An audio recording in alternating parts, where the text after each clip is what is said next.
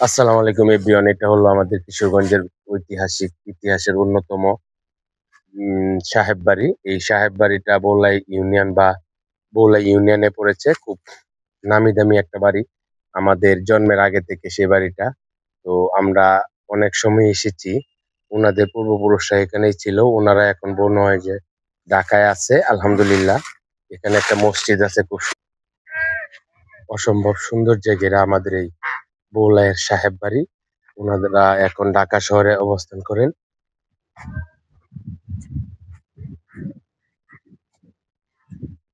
সামনে একটা বড়সড় পুকুর, অনেক বড়। বৌলাই ইউনিয়নের জন্য মনে হয় ফার্স্ট এই পুকুর। এই সেই পুকুর ঘাট।